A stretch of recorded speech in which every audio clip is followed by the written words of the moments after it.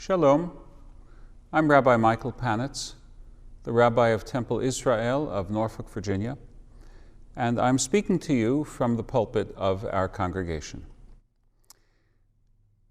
My current message was originally an explanation that I gave of one of our prayers.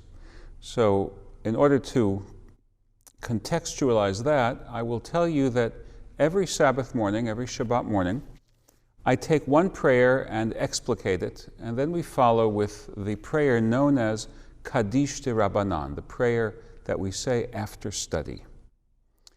This particular prayer explication was one that I delivered on the Shabbat of September 3rd, because that was the Saturday closest to the yahrzeit, the anniversary of the passing of Rabbi Joseph Goldman, who was our first and founding rabbi in our congregation.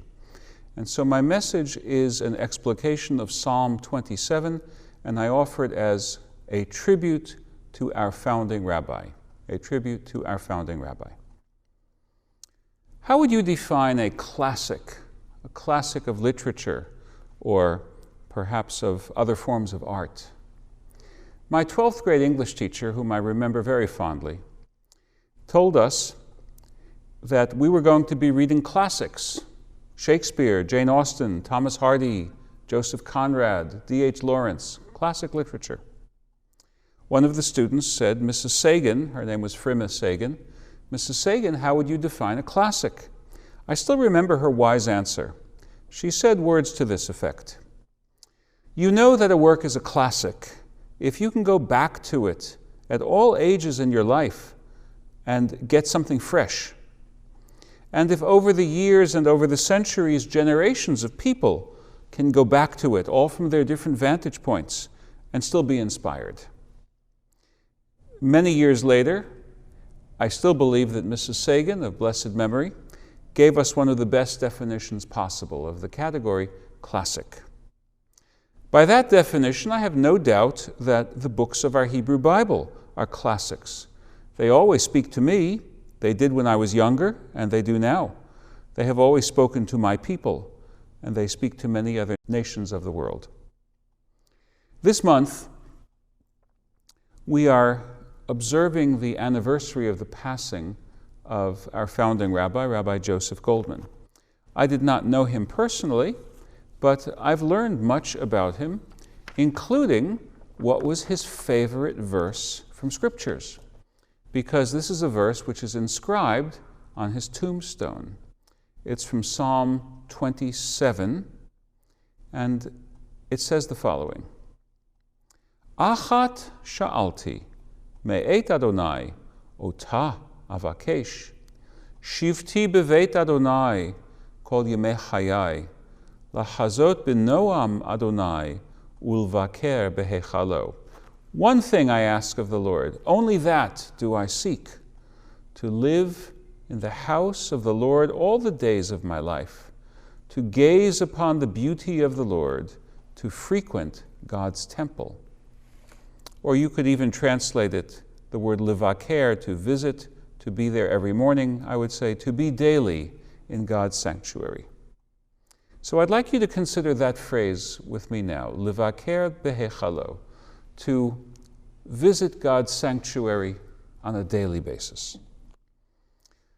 Throughout my life, the synagogue sanctuary has been a spiritual home.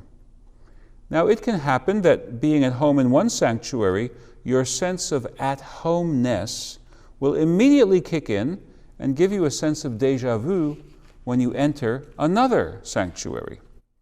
I remember vividly the first time I experienced that feeling here at Temple Israel. It was the visit I came for my job interview. I had not yet been engaged as the rabbi of the congregation, so it's 30.5 years ago. I was about to teach a lesson from this pulpit, right here where I'm standing now. I was going to teach the members of our rabbinic search committee and all the other congregants who'd come to check out the rabbinic candidate. As I was walking up the central aisle to where I'm standing now, I experienced a strongly positive feeling. It's as if a voice had gone off in my head saying, "You know this place. This is your place. This is going to be your new home. I still remember that feeling. But what does it mean to say to frequent God's temple or to be every day in God's sanctuary? What does that mean today? In fact, it has changed radically, and just in the past 2.5 years. This is the result of COVID. It used to be that the frequenting of God's temple was a physical movement, a real or surrogate pilgrimage to an actual address. When our Jerusalem temple, the original pilgrimage destination, when that temple was destroyed, we Jews created a substitute, the synagogue. Our tradition knows the synagogue as Mikdash Me'at, a minor sanctuary. Not the major one, the Jerusalem temple, but still a place of sanctity, a ground hallowed by our congregation, a forwarding address of heaven on earth. And that's the way it was all across the globe and down through the millennia until March 2020. COVID-19 was not the first epidemic to make a temporary impact on synagogue attendance, but COVID-19 happened during an era of telecommunications, the era of, quote, Zoom. With COVID-19, we entered a new era of what it means to be, quote, frequenting God's sanctuary. We have learned how to combine the actual pilgrimage with the decentralized virtual synagogue of the electronic age.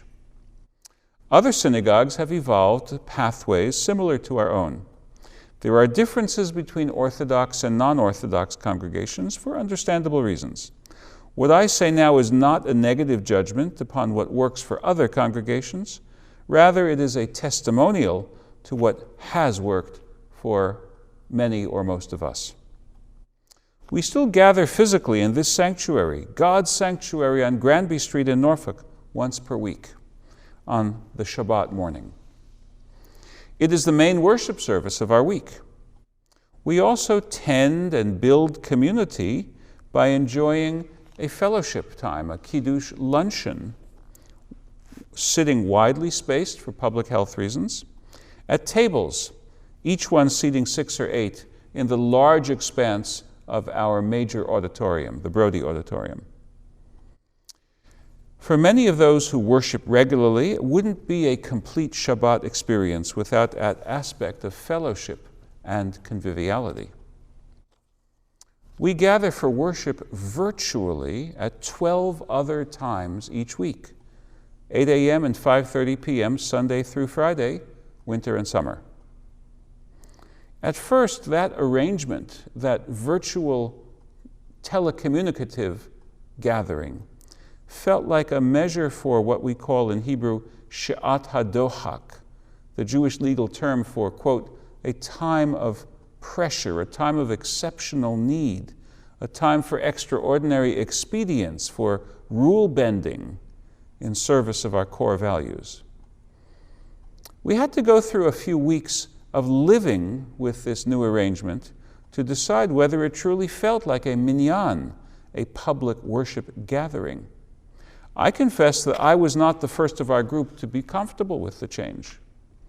But seeing our members struggle with not being able to say the words of the mourner's Kaddish, a prayer which requires a formal quorum, 10 adult Jewish people present, seeing them struggle with not being able to recite that Kaddish prayer changed my thinking.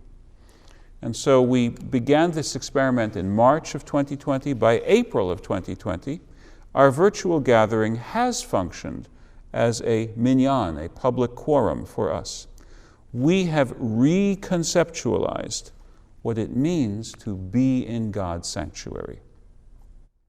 Let me acknowledge, with no prevarication, that it is not perfect. The cacophony that we produce can be quite jarring. There are times when I think that the sound of our Zoom-lagged and off-key singing could strip the varnish from your old furniture. But that is not where I end up, thinking about the sound of Zoom transmitted worship.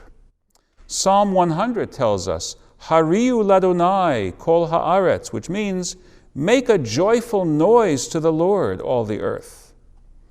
I feel that beyond the admittedly awful aesthetics, there is this component of joy in our worship.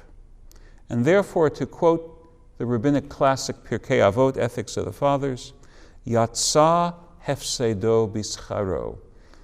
Its loss is canceled by its gain.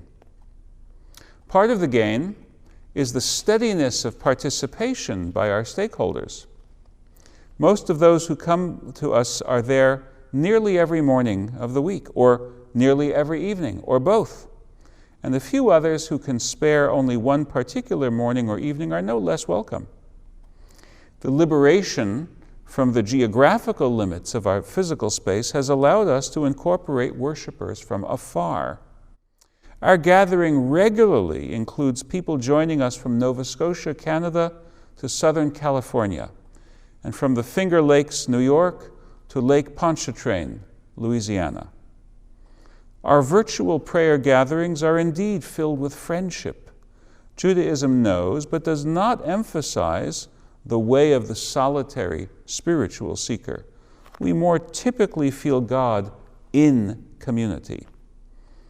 Before and after the liturgical prayers, people speak to each other in this Zoom room, and they have genuine warmth for each other. It's not mere politeness. At the beginning of the COVID era in 2020, one might have thought that the socializing was a way to cope with the enforced isolation that the disease had imposed upon so many of us. But now, the social component of our worship gatherings has taken on a new level of meaning. Since many of us are geographically dispersed, this socializing represents our commitment to living in community. I think of it in biblical terms. It is how we, the Jewish people, are revisiting the community that we created when we encamped around Mount Sinai, or when we were in the tent cities on the hills surrounding Jerusalem at the biblical time of the ancient Passover. To complete the circle, a classic yields new meanings for new circumstances. The classic verses of Psalm 27 about frequenting God's sanctuary now mean something new for us. This was not the specific truth of the circumstances in which Rabbi Goldman of blessed memory shepherded our community. But he knew how to blend tradition with change, because he knew that as long as we are focused on our core values, God's teaching, which is the Torah, and our community of people covenanted with God, and that's Yisrael. As long as we focus on those core values, we're doing right.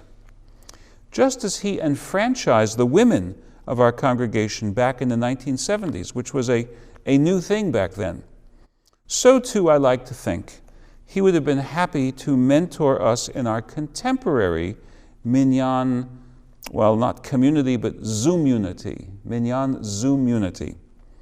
Yehi zichro baruch, may his memory endure for blessing. Amen.